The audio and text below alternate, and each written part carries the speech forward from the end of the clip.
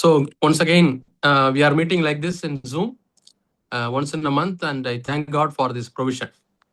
నెలకు ఒకసారి మనం ఇలా జూమ్ లో కలుసుకున్నాము. ఈ సదుపాయాన్ని బట్టి దేవునికి వందనాలు చెల్లిస్తున్నాను. Yeah,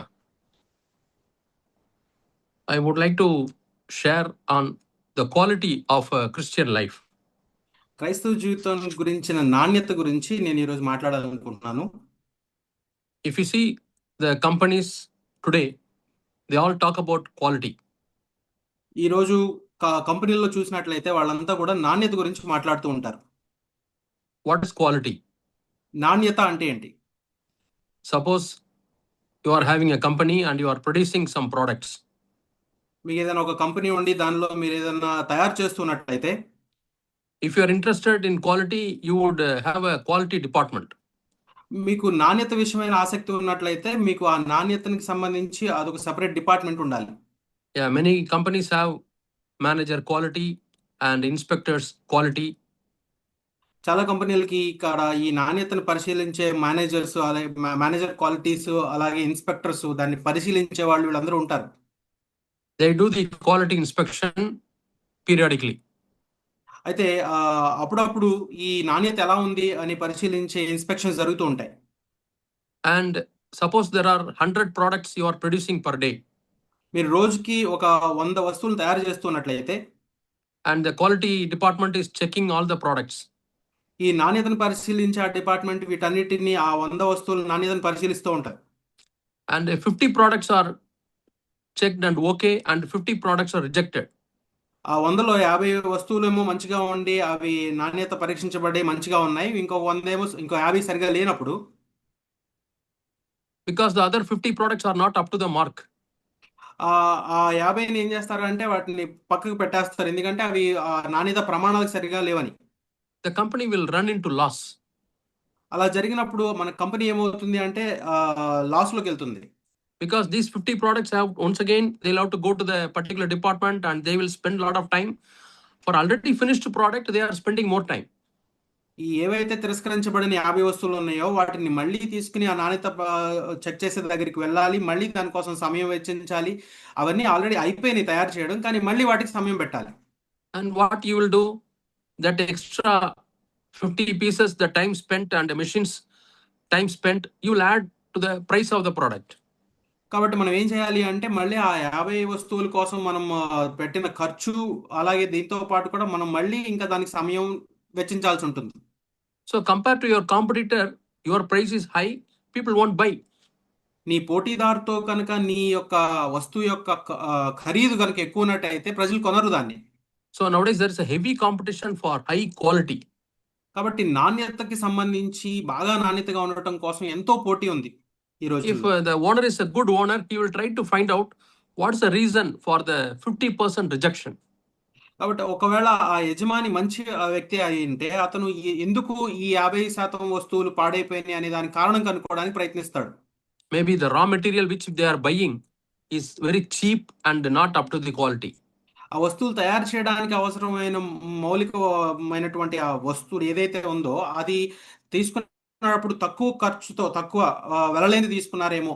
Yeah, if you are manufacturing furniture, somebody says it is teak wood, but after buying you find it is not teak wood, it is some other low quality local wood.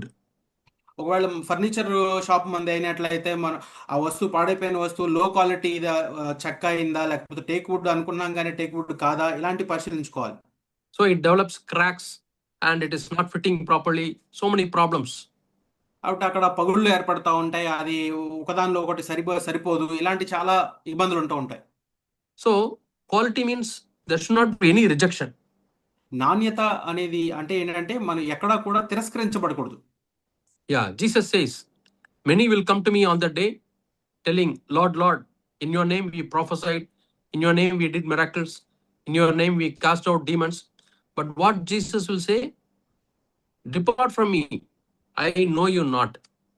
యేసు ప్రభు ఏమంటున్నారు, అతి దినాన చాలా మంది నా దగ్గరికి వస్తారు, నా దగ్గరికి వచ్చి ప్రభువా నేను మీ నామంలో మేము దెయ్యాలను వెళ్ళగొట్టాము, ప్రవచించాము, ఎన్నో బోధించాము అన్నప్పుడు నాకు నామం ఎరగను, మీ పేరు కూడా నేను ఎరగను, నా నుంచి తొలగిపోండి నేను అంటున్నారు యేసయ్య. So it is rejected. వాళ్ళు తిరస్కరించబడ్డారు. not approved. వాళ్ళు అంగీకరించబడలేదు, ఆమోదించబడలేదు. Suppose you are going to the airport. You are ఉదాహరణకు going to US or some other country. వేరే దేశానికి వెళ్ళడానికి మీరు ఎయిర్‌పోర్ట్‌కి వెళ్లారనుకుంటే, And at security level, they say, we cannot permit you. You are rejected. అక్కడ security వాళ్ళు మిమ్మల్ని ఆ దేశంలోకి అనుమతించకుండా మిమ్మల్ని తిరస్కరించొచ్చు. Yeah, something is wrong. ఎందుకంటే ఏదో తప్పు జరిగింది. Maybe a case is pending. ఎందుకంటే మీ పట్ల కేసు ఒకటి పెండింగ్‌లో ఉంది. So it's a loss. The entire work done for getting the passport, visa, packing, getting the ticket, everything is a waste. కాబట్టి మీరు అక్కడికి వెళ్ళడానికి తీసుకున్న టికెట్ గాని, పాస్‌పోర్ట్, వీసా అలాగే మొత్తం ప్రయాణానికి అయిన ఖర్చంతా కూడా వేస్ట్ అయిపోయింది. So that should not happen in our spiritual life. అది మన ఆత్మీయ జీవితంలో అలా జరగకూడదు. US you can go back and come again, go after 3 months. America దేశానికి అయితే ఒకవేళ వెళ్ళి మనం తిరిగి పంపించివేయబడినా మళ్ళీ 3 నెలల తర్వాత మళ్ళీ వెళ్ళొచ్చు. But if you are rejected at the judgments, once for all we rejected, there's no second chance. ఆ తీర్పు దినాన మనం గనక తిరస్కరించబడితే ఇంకా అదే అంతం. ఇంకా దాని తర్వాత ఇంకా అవకాశం లేదు. So we have to be very careful in building up quality in our spiritual life. కాబట్టి మన ఆత్మీయ జీవితంలో నాణ్యత విషయంలో మనం ఎదగడం అనేది చాలా అవసరమైంది. Yeah. Another thing about quality is that there should not be any variation. నాణ్యత గురించిన మరొక ప్రాముఖ్యమైన విషయం ఏంటంటే అది ఎక్కడ వేరే దాంతో తేడా ఉండకూడదు. Suppose you are going to a hotel to eat food. ఏదైనా హోటల్‌కి మీరు భోజనం చేయడానికి వెళ్లారనుకుంటే, and it tastes very nice. అక్కడ ఆ రుచి చాలా బాగుంది. And you and your family, they are well satisfied. మీరు మీ కుటుంబ సభ్యులు ఆ విషయంలో ఎంతో సంతృప్తి చెందారు. So next time some important guests come to your house. తర్వాత ఎవరో ముఖ్యమైన ఒక వ్యక్తి మీ ఇంటికి ఒక అతిథిగా వచ్చారనుకుందాం. And you say it's a good hotel, we all go to that hotel for dinner. మీరేం చేస్తారు అంటే ఆ హోటల్లో మంచిగా ఆహారం దొరుకుతుంది, మనందరం డిన్నర్‌కి అక్కడికి వెళ్దాం అనుకున్నా and the guests also are very expecting a very good food and they are coming. So అతిథులు కూడా ఎంతో మంచి ఆహారం ఉంటుంది అని ఊహించుకొని అక్కడికి వస్తారు. And you order the food. మీరు ఆహారాన్ని అక్కడ ఆర్డర్ చేసినప్పుడు the same food which you ordered earlier. అంతకు ముందు మీరు ఏదైతే ఆ ఫుడ్ అని అది ఆర్డర్ చేశారో all the dishes come to your table. ఆ ఆహార పదార్థాలన్నీ మీ టేబుల్ మీదకి వచ్చి and they start eating. అప్పుడు అవి తినడం మొదలు పెట్టారు. The first gulp they see, oh, it is very very bitter or very spicy or I don't like it, I don't know. మొట్టమొదటిగా ఒక చిన్న పదార్థం నోట్లో పెట్టుకోగానే అది ఎంతో చేదుగా ఉంది, లేకపోతే అది సరిగా లేదు, సరిగా వండబడలేదు, నాకు వద్దు అని అంటారు. They say no, we cannot eat in this hotel. అప్పుడు ఏమంటారంటే వాళ్ళు, మేము ఈ హోటల్లో తినలేమని అంటారు. So next time will you take your guest to that hotel? మళ్ళీ ఇంకొకసారి అలాంటి పరిస్థితుల్లో మీ అతిథిని ఆ హోటల్‌కి తీసుకెళ్తారా? So there is no standard. అక్కడ ప్రమాణం అంటూ ఏం లేదు. One day they make good food. ఒకరోజు మంచి ఆహారాన్ని వాళ్ళు వండారు. Another day they make bad food.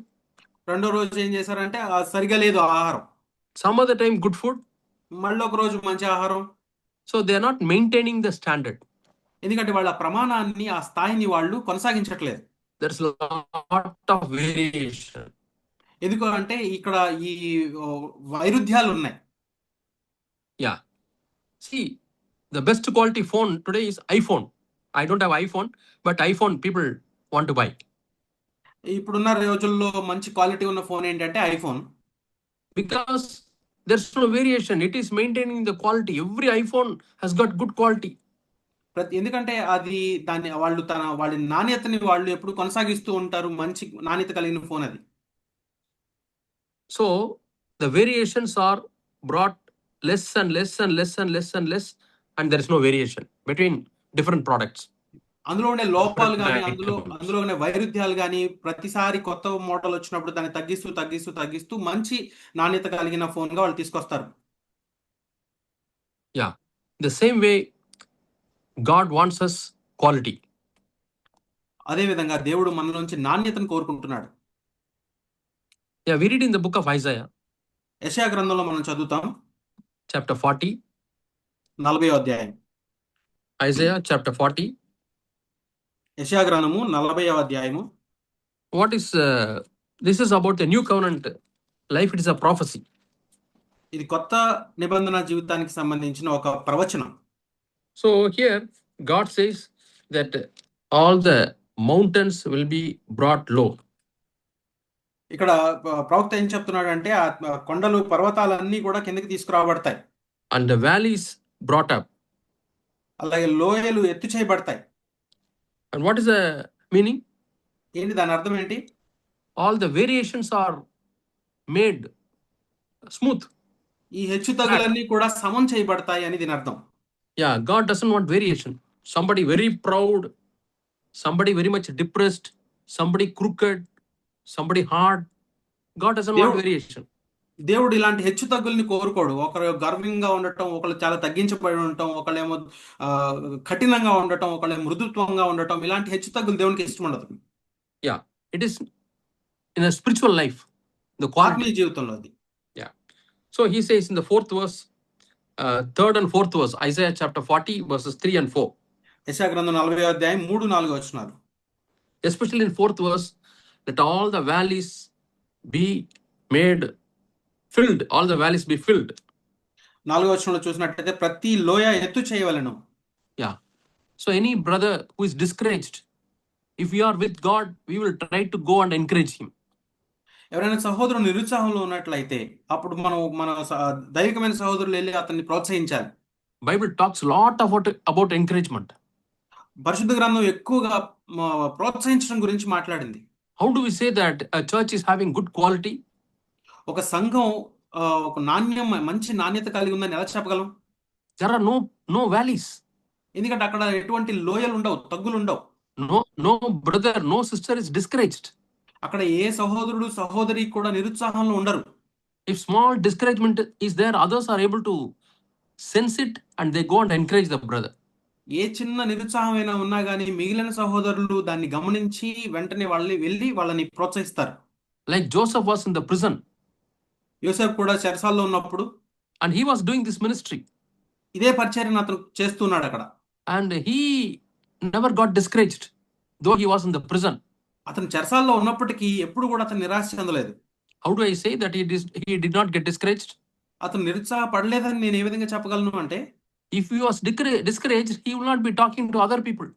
ఒకవేళ అతను నిరుత్సాహంలో ఉన్నట్లయితే ఇతర వ్యక్తులతో అతను మాట్లాడలేకపోయేవాడు. He was observing the faces of the people.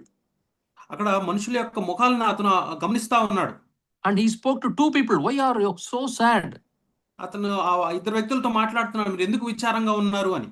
One is the baker, another one is the butler from the palace. ఒకతనేమో బట్టలు ఉతికేవాడు, ఇంకొక అతనేమో ఆహారాన్ని తయారు చేసేవాడు. Yeah.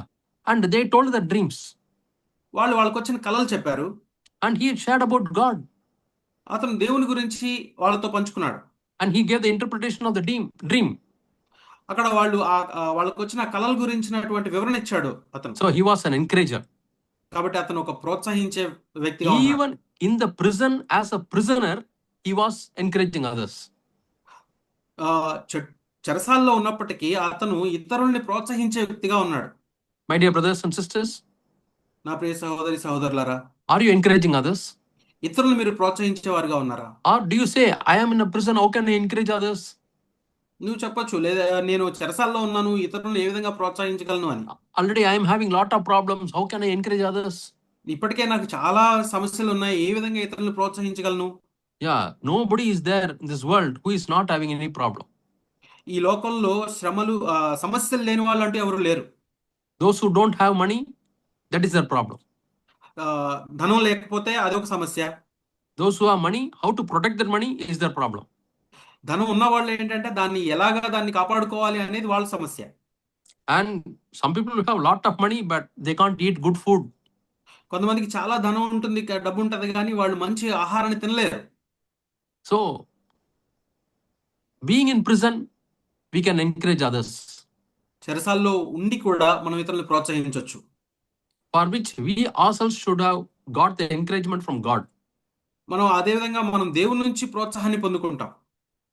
So Joseph was encouraging others. కాబట్టి ఇక్కడ యోసేపు ఇతరులని ప్రోత్సహించేవాడుగా ఉన్నాడు. Our churches need lot of Josephs. మన సంఘాలు ఇలాగ ఎంతో మంది యోసేపులు రావాల్సిన అవసరం ఉంది. In the prison he was doing it. చెరసాల్లో అతను పనిచేస్తున్నాడు. He was doing it in the palace also. అతను ఆ యొక్క భవనంలో కూడా రాజభవనంలో కూడా పని చేస్తా ఉన్నాడు.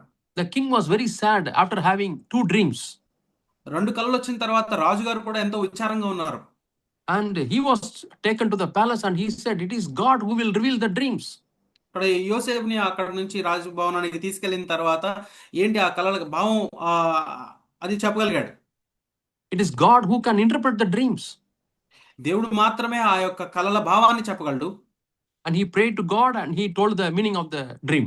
కాబట్టి అతను దేవునికి ప్రార్థన చేసి ఆ కలల భావాన్ని చెప్పగలిగాడు. And he himself joined the ministry of the king Pharaoh. ఆ తర్వాత యోసేపు ఫరో యొక్క అతను చేసే పరిపాలనలో ఇతను కూడా పాల్గొగలిగాడు. And 7 years there was plenty. It was a fertile lands for 7 years. 7 సంవత్సరాల పాటు ఎంతో సమృద్ధి కలిగిన పంటలు పండుతాయి.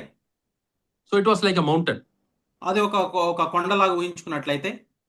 So Joseph went around and he got all the grains and made flat.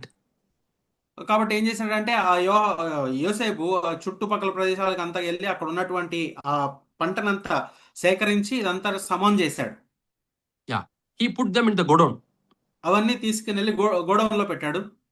So mountains were made low. అక్కడ ఏమైనా హెచ్చుగా ఉన్న కొండలన్నీ కూడా అణిచివేయబడ్డాయి.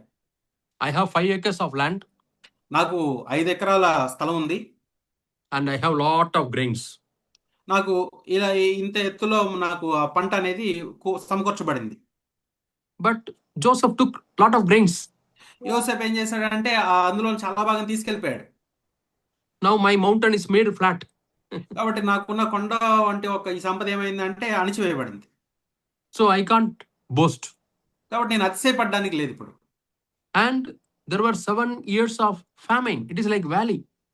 ఆ తర్వాత 7 సంవత్సరాల పాటు కరువు వచ్చింది. అది ఎలాంటిదంటే ఒక లోయ లాంటిది. So what did Joseph do? ఇక్కడ యోసేపు ఏం చేశాడు? From the godown he brought the grains and gave to the people, and all the valleys were filled. ఆ గోడౌన్లో దాచిన ధనాన్ని ఆ యొక్క ఆహారాన్ని తీసుకొచ్చి లేని వాళ్ళకి ఇవ్వడం ద్వారా ఆ లోతుల్ని సమానం చేశాడు. So 7 years he made the mountain flat, and 7 years he filled the valleys. ఆ విధంగా 7 సంవత్సరాలు ఆ కొండల్ని తగ్గించి నునుపు చేశాడు. అలాగే 7 సంవత్సరాలు లోతుల్ని నింపి సమం చేశాడు. So some of the young brothers who are earning a lot of money in the IT field, ఇప్పుడు ఐటీ ఫీల్డ్ లో ఉన్న ఎంతో మంది యవన సహోదరులు ఎంతో ధనాన్ని ఆర్జిస్తూ ఉన్నారు. don't think that all the money belongs to you and you can spend as you like. ఆ ధనమంతా కూడా మీ సొంతంకే అని అనుకోకుండా మీ ఇష్టానుసారంగా దాన్ని ఖర్చు పెట్టచ్చు అనుకోవద్దు. Save the money. కొంత ధనాన్ని దాచిపెట్టండి. Save as much as you can. మీరు ఎంత దాచగలరో అంత దాచిపెట్టండి. So that at times of famine it can help. ఎందుకంటే కరువు సమయాల్లో అవి చాలా ఉపయోగపడతాయి. It may be famine in your father's family or brother's family or some relative's family. ఆ కరువు మీ తండ్రి గారి కుటుంబంలో కావచ్చు, నీ సహోదరు కుటుంబంలో కావచ్చు, లేకపోతే వేరే తెలిసిన వాళ్ళ కుటుంబంలో కావచ్చు. Or some needy brothers or sisters or families in the church. సంఘంలో అవసరతలో ఉన్న సహోదరులు సహోదరులు అయి ఉండొచ్చు. You can help them. వారికి మీరు సహాయం చేయొచ్చు. Bible talks about giving to the poor. మన బైబిల్ ఏం చెప్తుందంటే ఇతరులకి పేదరికంలో ఉన్న వాళ్ళకి ఇవ్వడం గురించి మాట్లాడుతుంది. So I was telling how to maintain the quality. నేను నాణ్యతని ఎలాగ మనం కొనసాగించాలనే దాని గురించి మాట్లాడుతున్నాను. Leveling work. అదంతా కూడా లెవెల్ చేయడం. That means no variations. ఎక్కడా హెచ్చుతగ్గులు లేకుండా ఉండటం. Suppose your son is studying in a school. ఉదాహరణకి మీ అబ్బాయి ఒక స్కూల్లో చదువుతున్నాడు అనుకుంటే, and he brings a mark sheet. ఆ మార్కులు ప్రోగ్రెస్ కార్డ్ తీసుకొచ్చాడు. And in the first midterm exam he got all 80, 85. మధ్యంతర పరీక్షల్లో అతను 80, 85 మార్కులు తెచ్చుకున్నాడు 100కి. And second midterm exam, రెండోసారి జరిగిన పరీక్షల్లో he gets 20, 25, 30. 20, 25, 30 అలా తెచ్చుకున్నట్లయితే next exam he gets 40. ఆ తర్వాత పరీక్షలో 40. Suddenly 90. ఒకేసారి 90. Suddenly 20. వెంటనే 20. What will you do? నువ్వేం చేస్తావు అలాంటి మార్కులు తెచ్చుకున్నప్పుడు? You can't predict how he is going to score marks. ఎలాంటి మార్కులు తెచ్చుకుంటాడనేది నువ్వు ఊహించలేవు. You can't plan for his higher studies.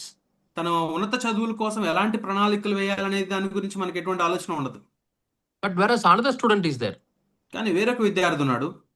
he gets 70 in all exams, ప్రతి పరీక్షలో కూడా అతనికి 70 మార్కులు వస్తున్నట్లయితే, or 75, 70, 72, 73. He maintains a consistency. లేకపోతే 70, 72, 75 ఆ విధంగా అతను ఏకత్వాన్ని కొనసాగిస్తా ఉన్నట్లయితే, You can give some training and from 75 you may go to 85. అతను కష్టపడినట్లయితే 75 నుంచి 80కి వెళ్ళగలడు. So we read in the book of James. James talks about the quality. ఈ యాకోబు పత్రికలో మనం చదివినట్లయితే యాకోబు నాణ్యత గురించి ఎక్కువగా మాట్లాడుతూ ఉంటారు. Yeah, book of James is next to book of Hebrews. హెబ్రీయులకు రాసిన పత్రిక తర్వాత ఉంటుంది యాకోబు పత్రిక. Yeah, we read here. James talks a lot about perfection, యాకోబు పత్రిక being perfect. ఇది Yeah. సంపూర్ణత For example, గురించి మాట్లాడుతుంది. Yeah, see, first thing mentions about the perfection is we read in 4th verse, chapter 1 and verse 4. మొదటి అధ్యాయం 4వ వచనంలో చదువుతూ ఉంటాం సంపూర్ణులుగా ఉండటం గురించి. Yeah, so God wants you to be perfect.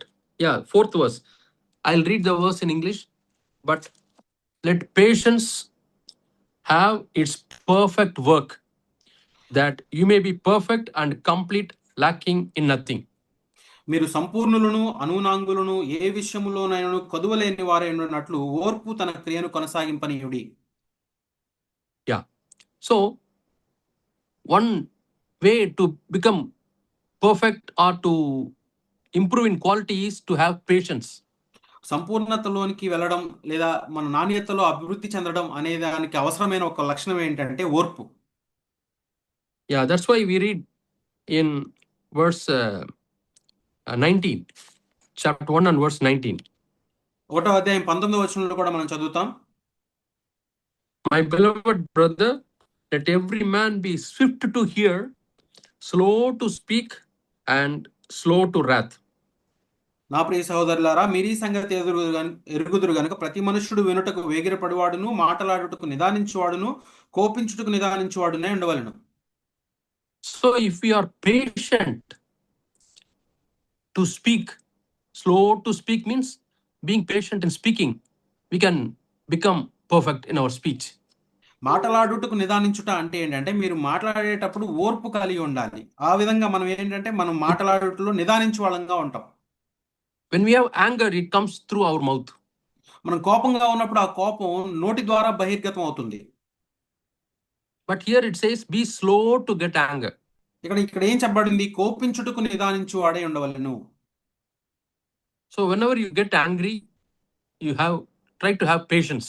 Oh, let me not speak immediately. Now I am angry. Let me speak after some time. మీ కోపంగా ఉన్నప్పుడు మీరు ఏమనుకోవాలంటే ఇప్పుడు నేను మాట్లాడకూడదు, నేను కొంతసేపు తర్వాత మాట్లాడాలి అని మిమ్మల్ని మీరు నిదానించుకోవాలి. I have one friend in my college. He is a physical instructor. నాకు ఒక స్నేహితుడు ఉన్నాడు మా కాలేజ్లో. ఆయన ఏంటంటే physical director. He is not a Christian. ఆయన క్రైస్తవుడు కాదు. But I used to speak with him. ఆయనతో మాట్లాడుతూ ఉంటాను నేను. I used to say some Bible verses to him. ఆయనకి బైబిల్ వచనాలు చెప్తూ ఉంటాను.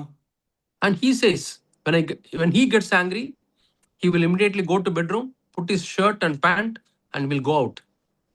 ఆయన చెప్తా ఉంటాడు ఏంటంటే ఆయన కనుక కోపం వచ్చినప్పుడు వెంటనే రూమ్కి వెళ్ళిపోయి ఆయన షర్ట్ ప్యాంట్ ధరించుకుని మార్చుకుని బయటికి వెళ్తాడట. He will go to a tea shop, have a tea. అక్కడ నుంచి టీ షాప్కి వెళ్ళి ఒక టీ తాగి and come back after half an hour or 1 hour. అరగంట తర్వాత లేదా గంట తర్వాత వస్తాడట వెనక్కి. And by the time he comes, all the anger goes down. ఆయన వెనక్కి తిరిగి వచ్చేసరికి ఆయన కోపం అంతా సద్దుమణిగిపోతుంది. So if you are slow to anger, the anger will really go away. నీ కోపించటంలో నిదానిస్తే నిజంగా ఖచ్చితంగా కోపం అనేది వెళ్ళిపోతుంది. Yeah. James chapter 3 and verse 2 we read. యాకోబు పత్రిక 3వ అధ్యాయం 2వ వచనంలో కూడా మనం చదువుతాం. For we all stumble in many things. If anyone does not stumble in word, he is a perfect man, able to bridle the whole body. 3వ అధ్యాయం యాకోబు పత్రిక 2వ వచనం. అనేక విషయంలో మనం అందరము తప్పిపోచున్నాము. ఎవడైనాను మాట ఎందు తప్పని యెడల అట్టివాడు లోపము లేనివాడై తన సర్వ శరీరమును స్వాధీనమందుంచుకున్న శక్తి గలవాడగును. So here, James says, if you start practicing controlling your tongue, slowly you will be able to control your eyes, control your ears, and control all the organs of the body, members of the body. ఇక్కడ యాకోబు ఏం చెప్తున్నాడంటే మీ నాలుకని గనక మీరు control చేసుకోగలిగితే ఆ విధంగా మీ కన్నులని, తర్వాత మీ చెవుల్ని, మీ శరీరం మొత్తాన్ని కూడా మీరు కంట్రోల్ చేసుకోగలరు. The entire 3rd chapter talks about tongue. 3వ అధ్యాయం మొత్తం కూడా ఇక్కడ నాలుకని మనం కంట్రోల్లో పెట్టుకోవడం గురించి మాట్లాడుతుంది, స్వాధీనపరచుకోవడం. Tongue is a fire. It can even fire the entire forest. ఈ నాలుక ఎలాంటిది అంటే అగ్ని వంటిది. అది ఏం చేస్తుందంటే అరణ్యం మొత్తాన్ని కాల్చివేయగలిగిన శక్తి గలమైనది. Tongue boasts about so many things. నాలుక ఎన్నో విషయాల గురించి అతిశయపడుతూ ఉంటుంది. Hey, do you know who I am? నీకు తెలుసా నేను ఎవరినో? Do you know about my family background? నా కుటుంబ నేపథ్యం గురించి నీకు తెలుసా? It's all boasting comes through our mouth. ఈ అతిశయ మాటలన్నీ కూడా మన నోటి నుంచే వస్తాయి. If it is in the heart, nobody knows. But when we start speaking, others come to know. అది హృదయంలో ఉన్నంత వరకు అది ఎవరికి తెలియదు, కానీ దాన్ని మనం మాట్లాడడం మొదలు పెట్టినప్పుడే అది ఇతరులకు తెలుస్తుంది. And how to control our tongue? మన నాలుకని ఏ విధంగా మనం స్వాధీనపరచుకోగలం? In the same chapter, we అదే read అధ్యాయంలో 17th verse. 17వ వచనం. The wisdom from above, పైనుండి వచ్చు జ్ఞానము, is first pure. అది మొట్టమొదట పవిత్రమైనది. That means when you speak, the words are pure words. అంటే మీరు మాట్లాడే మాటలు పవిత్రమైనగా ఉంటాయి. Every husband, when you speak to your wife, are your words pure? ప్రతి భర్త మీ భార్యతో మీరు మాట్లాడేటప్పుడు మీ మాటలు పవిత్రంగా ఉంటున్నాయా? That is, no words are coming out condemning your wife. అంటే దాని అర్థం మీ భార్యని ఏ మాటలు కూడా శిక్షావిధి గురి చేయకుండా ఉండాలి. No words which come out of your mouth makes your wife discouraged. నీ నోటి నుంచి వచ్చే ఏ మాట కూడా నీ భార్యని నిరుత్సాహపరచకూడదు. No bad words. ఏ చెడ్డ మాటలు, No harsh words. ఎటు కఠినమైన మాటలు రాకూడదు. No boasting words. ఇటు అతిశయపడే మాటలు రాకూడదు. For which we need heavenly wisdom.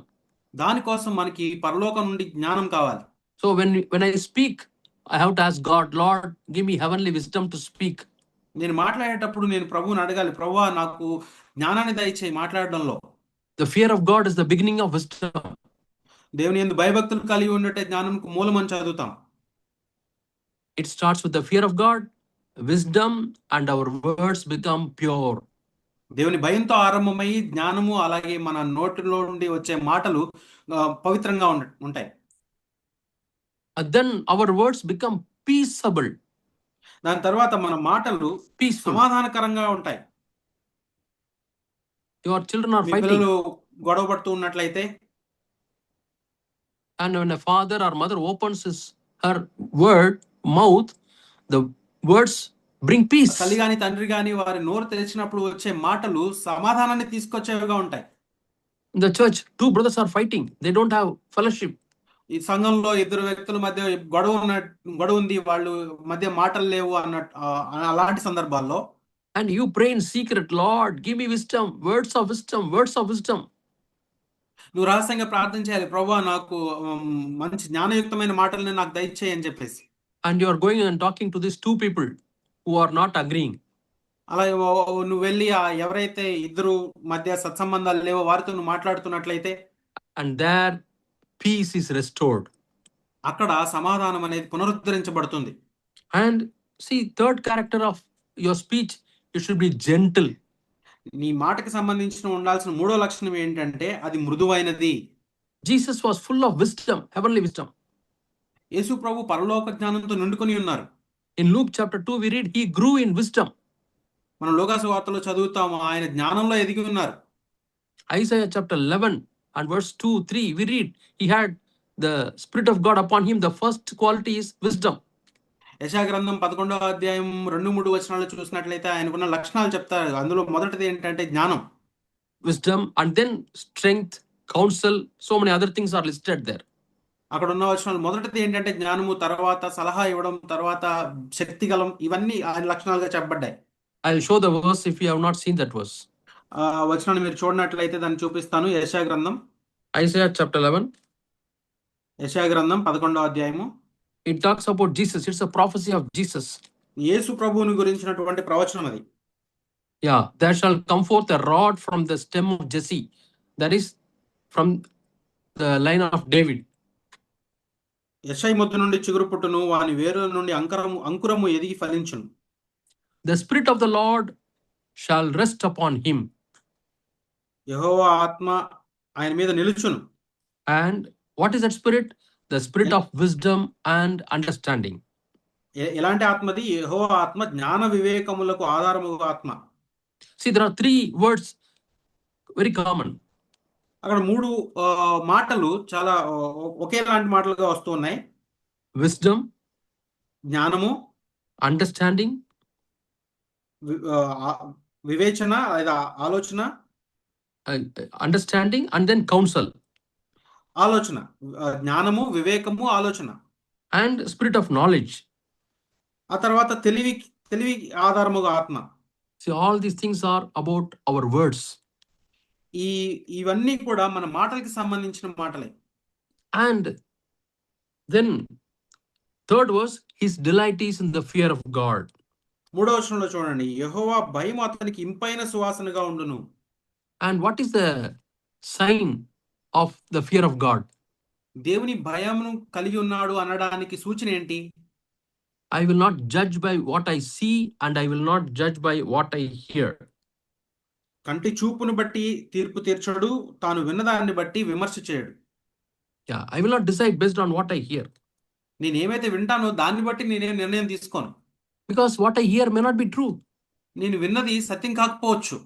Or it may be half truth. అది సగం సత్యమే అయి ఉండొచ్చు. What I see, maybe a little bit I see, but the background I have not seen. నేను చూసేది మేము కొంతవరకే చూడగలను కానీ దానికి వెనకాల నేపథ్యం నాకు చూడకపోవచ్చు. And I will tell God, Lord, I do not know. నేను ప్రభువుకు చెప్తాను, ప్రభువా నాకు తెలియదు ప్రభువా. So I can't decide whether he's bad or good. I can't decide, Lord. కాబట్టి నేను నిర్ణయానికి ఒక తీర్పు తీర్చలేను, ఇతను మంచివాడా చెడ్డవాడా అని చెప్పేసి. That's why Jesus says, do not judge others. అందుకని యేసు ప్రభు ఏం చెప్తున్నారంటే, ఇతరులను తీర్పు తీర్చకుడి. Yeah, do not judge others because your judgment may be wrong. మీరు తీర్పు తీర్చొద్దు, ఎందుకంటే మీ తీర్పు తప్పు అయి ఉండొచ్చు. Because we always judge by what we see and what we hear. మనం ఎప్పుడు కూడా మనం ఏమైతే చూస్తూ ఉంటామో, ఏమి వింటూ ఉంటామో వాటిని బట్టి తీర్పు తీరుస్తూ ఉంటాం. We don't have the discernment. ఆ వివేచన మనకు ఉండకపోవచ్చు. How can we have the discernment? వివేచన ఎలా కలిగి ఉంటాం మనం? I'll show you a verse from the Bible, how Bible Jesus లో- had the discernment. మీకు వచనాన్ని చూపిస్తాను, యేసు ప్రభువుకి వివేచన కలిగి ఉండటం గురించి. Yeah, it is found in John chapter 8 and verse 16. యోహాను సువార్త 8వ అధ్యాయం 16వ వచనంలో చూస్తాం మనం. John chapter 8 and verse 16. యోహాను సువార్త 8వ అధ్యాయం 16వ వచనం. Yeah.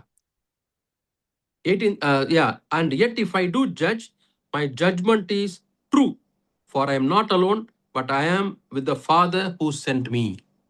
నేను ఒక్కడనై ఉండక నేనును నన్ను పంపిన తండ్రియు కూడా ఉన్నాము గనుక నేను తీర్పు తీర్చినను నా తీర్పు సత్యమే. What a humility Jesus is manifesting here.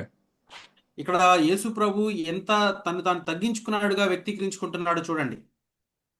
Jesus says my judgment is correct because my Father is with me. ఆయన యేసు ప్రభు ఏం చెప్తున్నారంటే నా తీర్పు సత్యమే, ఎందుకంటే తండ్రి నాతో ఉన్నారు కాబట్టి. That means without my Father I don't want to judge. ఎందుకంటే నేను తండ్రి లేకుండా నేను తీర్పు తీర్చలేను. Son of God who did no sin, who knew no sin, and he himself says, my Father is with me, that's why my judgment is correct. దేవాదేవుని కుమారుడైంది, ఏ పాపము చేయనివాడు, ఏ పాపము ఎరుగని వాడైన యేసు ప్రభు ఇక్కడ చెప్తున్నాడు ఏంటంటే, నేను దేవునితో ఉన్నప్పుడు నా తీర్పు సత్యమైంది. But what do we say? కానీ మనం ఏం చెప్తాం? I am an experienced man. 10 years I am leading the church. 20 years I am leading the church. I can judge. This is this condition of this brother. This sister is like that. We judge without the help of the Father. మనం ఏం చెప్తాము? నేను 10 ఏళ్లుగా ఉన్నాను, నేను ఎంతో సీనియర్ని, ఈ సహోదరుడు ఈ సహోదరి గురించి వాళ్ళు ఇలా ఉన్నారు అంటే వాళ్ళ ఉద్దేశం ఇది, వాళ్ళ ఆత్మీయ స్థితి ఇది అని మాట్లాడేస్తూ ఉంటాం.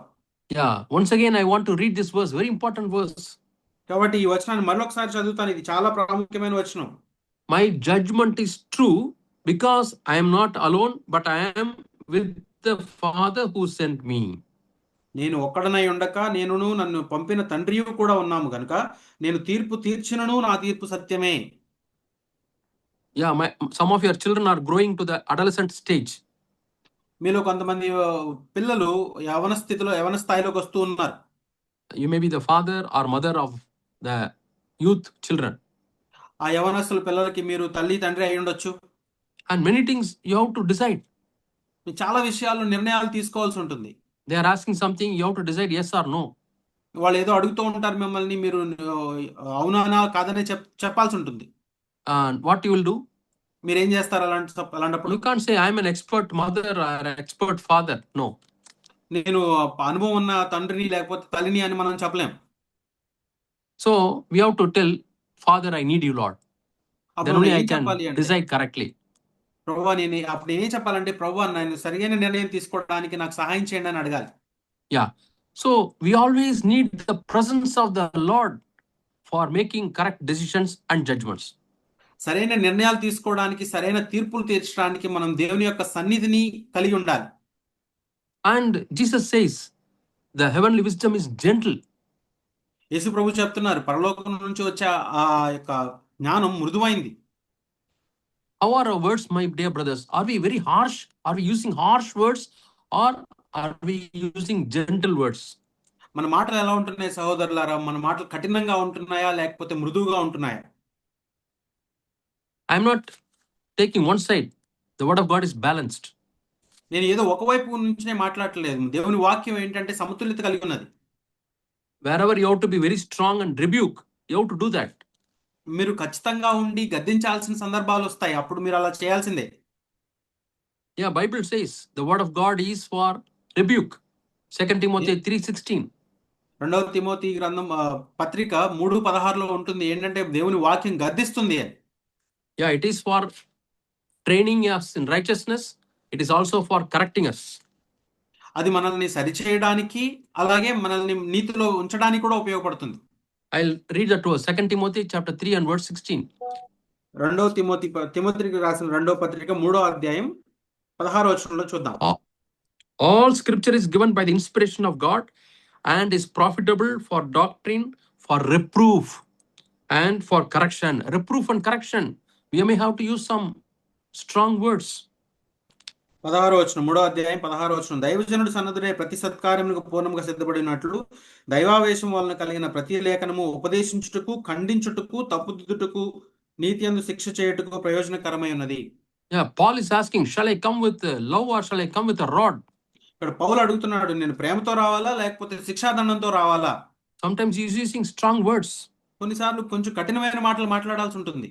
But when to use strong words, when to use gentle words, we need the wisdom from above. మనం ఎప్పుడు కఠినమైన మాటలు మాట్లాడాలి, ఎప్పుడు మృదువుగా మాట్లాడాలి అనే దానికి మనకు ఖచ్చితంగా జ్ఞానం పైనుంచి రావాలి. So we have seen the wisdom from above is pure, peaceable, gentle,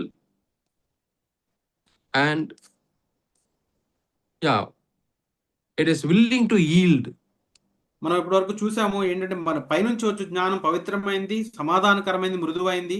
ఇప్పుడు 4వదిగా సులభముగా లోబడినది, full of mercy, అలాగే కనికరంతో నిండి ఉన్నది, without partiality, ఎక్కడ పక్షపాతం లేనిది, and without hypocrisy, ఎక్కడ వేషధారణ లేనిది. Yeah. So how to become perfect, how to improve in our quality, Christian life quality? క్రైస్తవ జీవితంలో నాణ్యత విషయంలో మనం ఏ విధంగా ఎదగగలం? We may not achieve perfection when we are living this world. It is long way we have to go. ఈ లోకంలో జీవించినంత కాలంలో మనం వెంటనే పరిపూర్ణం కాలేం, చాలా దూరం వెళ్ళాలి మనం. But Bible says we have to press on to perfection. కానీ బైబిల్ ఏం చెప్తుంది అంటే మనం పరిపూర్ణత వైపు సాగిపోవాలి. See, another thing I would like to say. Yeah. నేను చెప్పాలనుకున్న మరొక విషయం, Jesus, what is his character? What is the character of God? యేసు ప్రభు అంటే ఆ దేవుని యొక్క లక్షణాలు ఏంటి? I was telling you, having good quality or being perfect is not having variations. నాణ్యతలో మంచిగా ఉండటం అంటే ఇక్కడ ఏంటంటే హెచ్చు తగ్గులు లేకుండా ఉండటం. I will read James chapter 1 and verse 17. యాకోబు రాసిన పత్రిక 1వ అధ్యాయం 17వ వచనాన్ని మళ్ళీ చూద్దాం. Every good gift and every perfect gift is from above. శ్రేష్టమైన ప్రతి ఈవియు సంపూర్ణమైన ప్రతి వరమును పరసంబంధమైనదై. See, anything which comes from above, God says it is perfect. ఇక్కడ మనం చూసినట్లయితే పైనుంచి వచ్చే ప్రతిదీ కూడా అది సంపూర్ణము పరిపూర్ణమైంది అని చూస్తున్నాం. Wisdom, it is a gift from God. It is perfect. జ్ఞానం దేవుడిచ్చే వరం, అది పరిపూర్ణమైంది, సంపూర్ణమైంది. It comes from the Father of lights. అక్కడ జ్యోతిర్మయుడగు తండ్రి యొద్ద నుండి వచ్చును. And with whom there is no variation. ఆయనలో ఏ చంచలత్వమును లేదు. There is no shadow of turning. అక్కడ ఏ ఛాయను లేదు. గమనాగమనముల వలన కలుగు ఏ ఛాయను లేదు. What is the meaning of no shadow of turning? Shadow of turning? ఈ గమనాగమనము వలన కలుగు ఛాయ అని అంటే ఏంటి? In another version, it is written as shifting shadows. ఇంకొక తర్జుమాలో ఎలా ఉంటుంది అంటే ఈ ఛాయ అటు ఇటు మారిపోయే ఛాయ. Yeah. When you are walking in the road in the morning, మీరు రోడ్డు మీద నడుస్తా ఉన్నారు అనుకోండి ఉదయం పూట, your shadow is very long on the road. మీరు నడిచే మార్గంలో రోడ్డు మీద మీ నీడ చాలా పొడవుగా ఉంటుంది. And when you are walking at the 12 o'clock in the noon, 12 గంటలకి మధ్యాహ్న సమయంలో కనుక మీరు నడుస్తున్నారు అనుకోండి, your shadow is very short. అక్కడ మీ నీడ చాలా పొట్టిగా చిన్నగా ఉంటుంది. Again, evening it becomes slowly varying in size. It goes big. మళ్ళీ సాయంత్రానికల్లా గడిచే కొద్ది సమయం కొంచెం కొంచెంగా నీడ పెరుగుతూ పెరుగుతూ చాలా పెద్దదిగా అవుతుంది. That is called shifting shadows. ఇక్కడ ఈ గమనాగమనం వల్ల కలుగు ఛాయ అంటే అదే. And there is no shifting shadow with God. దేవుని విషయంలో ఎక్కడా కూడా ఈ గమనాగమనం వల్ల కలుగు ఛాయ ఉండదు. When we say we are growing in our spiritual life, there should not be shifting. మనం ఆత్మీయ జీవితంలో ఎదుగుతున్నాము అని అంటున్నప్పుడు ఈ ఛాయ మారేదిగా ఉండకూడదు. There should not be any variation. ఎక్కడా కూడా హెచ్చు తగ్గులు ఉండకూడదు. My yes should be yes, my no should be no. నేను అవును అంటే అవును అని ఉండాలి, కాదు అంటే కాదని ఉండాలి. See, to Brother Vijay Kumar, I speak very nicely. సోదరుడు విజయ్ కుమార్ తో నేను చక్కగా మాట్లాడతాను. And to Jay Kumar, I speak very strong, very in a different way. జై కుమార్ బ్రదర్ తో కఠినంగా ఇంకొక వేరే విధంగా మాట్లాడుతున్నాను అనుకుంటే, When I come to church, my words are very pious. సంఘంలో రాగానే నా మాటలు ఎంతో దీనత్వంతో ఉన్నట్టు. When I go to my work where no believers are there, I am different. నేను నా పనిచేసే స్థలంలో ఎక్కడ విశ్వాసులు లేని చోటగా నేను ఇంకొకలాగా బిహేవ్ చేస్తూ ఉంటే, In the home, words are different. ఇంట్లో నా మాటలు వేరేగా ఉన్నాయి అనుకోండి. I was like that. అప్పుడు నేను అలా ఉన్నట్టు. In my unconverted days, I used to speak filthy words. నేను మారు మనసు పొందని దినాల్లో చాలా అపవిత్రమైన మాటలు మాట్లాడేవాడిని. But I will not speak that in my home. అది నా ఇంట్లో నేను మాట్లాడేవాడిని కాదు. I am different at home. నేను ఇంట్లో వ్యత్యాసంగా ఉండేవాడిని. I am different at church. సంఘంలో వ్యత్యాసంగా ఉండేవాడిని. Oh, church, so spiritual. What is the meaning of this verse, brother? What is the meaning of this verse, brother? సంఘంలో అయితే ఎంతో ఆత్మీయంగా కనపడేవాడిని. ఈ వచనం అర్థం ఏంటి సహోదరుడా అని అడుగుతా ఉండేవాడిని. And in the home, I forget about Bible. I don't honor the word of God at all. ఇంట్లోనేమో నేను అసలు వాక్యాన్ని గురించి మర్చిపోయేవాడిని, ఆ వాక్యాన్ని గణపరిచేవాడిని కాదు. What is this? దాన్ని ఏమంటారు? Variations. హెచ్చు తగ్గులు. So my variation should be reduced. ఈ హెచ్చు తగ్గులు అనేవి కొంచెం కొంచెంగా తగ్గుతూ వచ్చాయి. When Moses asked, Lord, when people ask me, what is your name? What shall I say? మోషే దేవుని అడిగారు, నీవు ఎవరు అని వాళ్ళందరూ అడిగితే నీ పేరేం చెప్పాలి అని. Go and tell them, I am that I am. ఆయన ఏం చెప్తున్నారంటే, వెళ్ళి వాళ్ళకి చెప్పు, నేను ఉన్నవాడును అనువాడను. That means there is no change in God. దేవునిలో ఎటువంటి మార్పు లేదు అని దాని అర్థం. He is the same unchanging Jesus. ఆయన ఎప్పుడు మారని యేసు అయి ఉన్నాడు. Yesterday, today and forever, he never changes. ఆయన నిన్న నేడు నిరంతరం ఒకేలాగా ఉండే దేవుడు. That is perfection, perfect quality. అదే సంపూర్ణంగా పరిపూర్ణమైనటువంటి లక్షణం. So that is our goal. అది మన లక్ష్యమై ఉంది. And we come back to James. మనం యాకోబు పత్రిక వద్దాం మరి. How we treat people? Are we treating people the same way or different? మనం ప్రజలతో ఎలా వ్యవహరిస్తున్నాము? ఒకేలాగా వ్యవహరిస్తున్నామా, వ్యత్యాసంగా ఉన్నామా? Yeah. We read in the 2nd chapter and verse 2. 2వ అధ్యాయం 3వ వచనంలో చూస్తాం. When somebody comes with a gold ring, good dress and all, oh, praise Lord, brother, come sit, brother, how are you, brother? ఎవరైనా ప్రశస్త వస్త్రాలు ధరించుకుని లేకపోతే బంగారపు రింగు పెట్టుకుని వచ్చిన వాళ్ళతో ప్రైజ్ లార్డ్ బ్రదర్ అని ఎలా ఉన్నారు ఇలా అడుగుతున్నామా? Yeah, we read that in James chapter 2 and verse 2. యాకోబు పత్రిక 2వ అధ్యాయం 2వ వచనంలో చూస్తాం మనం. And when somebody comes with a poor dress, తర్వాత మంచి వస్త్రాలు ప్రశస్త వస్త్రాలు ధరించుకున్న వాళ్ళని చూసి we tell him, please don't come near, you stay there. అలాగే అంటే దరిద్రులతో మంచి బట్టలు లేని వాళ్ళతో మీరు ఆ దగ్గర రావద్దు, అవతల ఉండండి అని చెప్తున్నామా? So we should never practice partiality. ఆ విధంగా మనం ఈ పక్షపాతాన్ని ఎప్పుడు కలిగి ఉండకూడదు. You pay attention to the one wearing fine clothes and say to him, you sit here in a good place, and say to the poor man, you stand there or sit here at my footstool. మీరు ప్రశస్త వస్త్రం ధరించుకుని వారిని చూసి సన్మానించి నీవు ఇక్కడ మంచి స్థలం ముందు కూర్చుండమని చెప్పి ఆ దరిద్రంతో నీవు అక్కడ నిలువము లేక నా పాదపీఠము దిగువన కూర్చుండమని చెప్పిన ఎడల. And 4th was, don't show partiality. 4వ వచనంలో మీరు పక్షపాతం కలిగి ఉండొద్దు, భేదం చూపించొద్దు. God has God not chosen the poor of this world to be rich in faith and heirs of the kingdom which he promised to those who love him?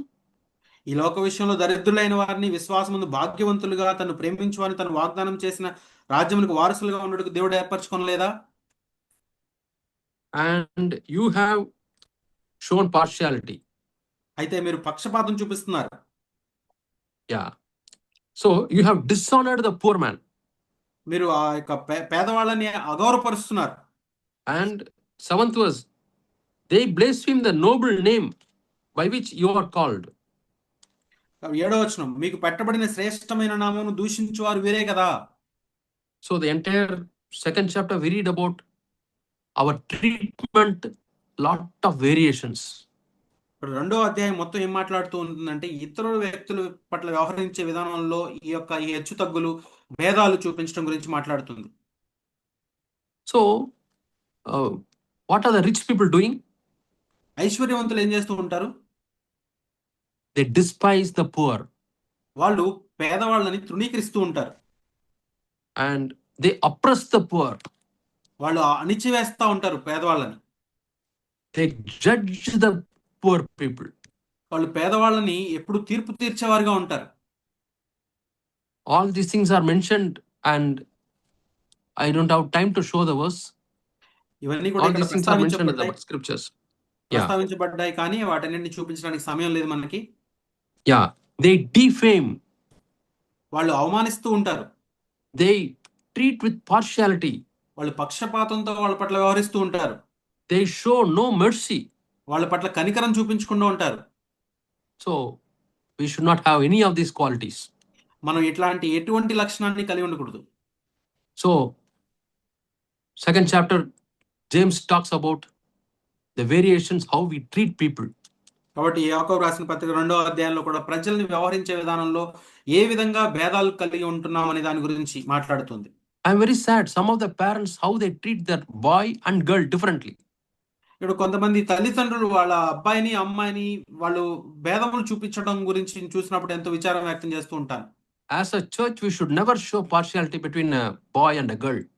సంఘంలో ఉన్నప్పుడు మనం సంఘంగా ఉన్నప్పుడు మనం మన అబ్బాయిల్ని అమ్మాయిల మధ్య వ్యత్యాసాన్ని చూపించకూడదు. In one church one small boy was there. ఒక సంఘంలో ఒక చిన్న అబ్బాయి ఉన్నాడు. Another brother was sitting at the back row. ఆయన వెనకాల ఒక సహోదరుడు కూర్చుని ఉన్నాడు. And he is writing in his diary. ఈ చిన్న అబ్బాయి అతని డైరీలో రాస్తూ ఉన్నాడు. This church is showing partiality to girls. It is wrong. He is writing, small boy. ఒక చిన్న అబ్బాయి అతను ఏం రాస్తున్నాడంటే సంఘంలో ఆడవాళ్ళ పట్ల పక్షపాతం కలిగి ఉన్నారు వీళ్ళు, ఇది చాలా తప్పు అని రాస్తున్నాడట. Where it started? ఇది ఎక్కడ మొదలైంది? It started in the home. అది వాళ్ళ ఇంటిలో మొదలైంది మొదటగా. Oh, you are a girl child, you wash the plates. నువ్వు ఆడపిల్లవి కాబట్టి నువ్వు వెళ్ళి ఆ ప్లేట్లు కడగాలి. Oh, boy will sit lying in the chair. అబ్బాయి ఏమో కుర్చీలో కూర్చుని ఉంటాడు. We should never treat them with partiality. మనం వాళ్ళని అలా పక్షపాతంగా ఎప్పుడు వ్యవహరించకూడదు వాళ్ళ పట్ల. And in some homes the last boy he is a he is shown a lot of partiality. కొన్ని కుటుంబాల్లో చివరగా పుట్టిన అబ్బాయి అతని మీద ఎక్కువ గారం ఉండటం వల్ల అతనికి పక్షపాతం చూపిస్తారు వాళ్ళ పట్ల. In some homes, eldest boy gets priority. కొన్ని కుటుంబాల్లోనేమో మొట్టమొదటి పుట్టిన కుమారుడు ఎక్కువ ఈ ప్రయారిటీ కలిగి ఉంటాడు. And in some homes, intelligent children get more attention. కొన్ని కుటుంబాల్లో ఏంటంటే తెలివి కలిగిన పిల్లలకి ఎక్కువ శ్రద్ధ చూపిస్తూ ఉంటారు. See, intelligence is desired by so many things. ఈ తెలివితేటలు అనేది చాలా విషయాల చేత ప్రభావితం చేయబడతాయి. Everybody has to work hard in their studies. ప్రతి ఒక్కరూ వాళ్ళ యొక్క చదువుల్లో వాళ్ళు కష్టపడాల్సిందే. So we should treat everybody in the same way. We should love everybody. మనం ప్రతి ఒక్కరిని కూడా ఒకే విధంగా వ్యవహరించాలి, అలాగే ప్రతి ఒక్కరిని ఒకేలా ప్రేమించాలి. No child in our home should say, my dad doesn't love me like he loves my brother. ఏ బిడ్డ కూడా మా ఇంట్లో నన్ను మా సహోదరుడు సహోదరి లాగా మా నాన్న నన్ను ప్రేమించడు అనే మాట రాకూడదు. Bible says partiality is evil. వాక్యం ఏం చెప్తుంది అంటే పక్షపాతం కలిగి ఉండటం ఎంతో చెడ్డది. Let us cleanse ourselves from this evil, my dear brothers and sisters. ఈ చెడు స్వభావం నుంచి మనల్ని మనం కడుక్కోవాలి సహోదరి సహోదరులారా. When you come to church, how do you treat people? సంఘానికి వచ్చినప్పుడు మీరు ఏ విధంగా వ్యవహరిస్తున్నారు మనుషులతో? Is there partiality based on caste, based on education, based on background? మీరు కుటుంబ నేపథ్యాన్ని బట్టో, లేకపోతే వాళ్ళ యొక్క ధనాన్ని బట్టో, లేదంటే వాళ్ళ కులాన్ని బట్టో వాళ్ళతో వ్యవహరిస్తూ ఉన్నారా? Yeah, in our flesh it is there, but we have to cleanse ourselves, work hard and work out our salvation, judge ourselves. మన రక్త మాంసాల్లో ఇది ఉంటది. అయితే దాని నుంచి మనం కడుక్కోవాలి. మనం మన రక్షణ విషయంలో మనం ఎప్పటికప్పుడు పరిశ్రమించాలి. Otherwise we may be disqualified. లేదంటే మనం చివరికి వెళ్ళిన తర్వాత దాన్ని మనం తృణీకరించబడచ్చు, నెట్టివేయబడచ్చు. So today mainly I have told two things where we should remove all the variations. ప్రధానంగా రెండు విషయాలు మాట్లాడాను. మొదటిది ఏంటంటే మనం ఈ హెచ్చు తగ్గుల్ని తీసివేసుకోవాలి. In our speech, how we speak every place. మన మాటలో ప్రతి చోట మనం మాట్లాడేటప్పుడు ఎలా ఉండాలి.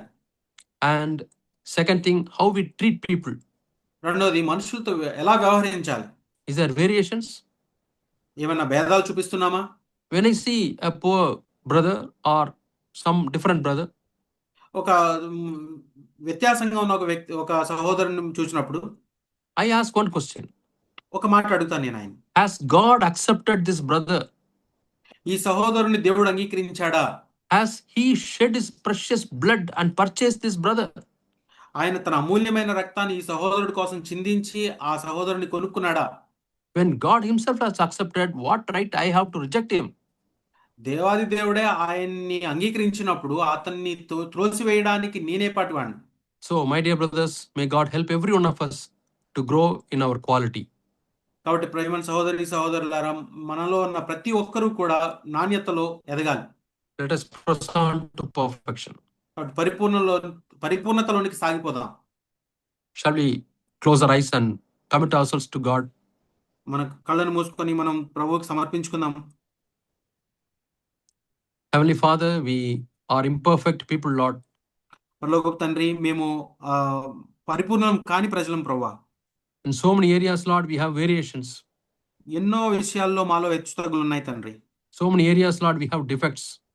ప్రభువా, ఎన్నో విషయాల్లో మాలో లోపాలు ఉన్నాయి. But we want to press on to perfection. కానీ మేము సంపూర్ణతలోనికి సాగిపోవాలని ఆశపడుతున్నాం. Especially in our speech. మా మాటలో. And how we treat people. మేము వ్యక్తుల్ని ఎలా వ్యవహరిస్తున్నాము అనే దానిలో కూడా. And help our churches, our families to have good quality, Lord.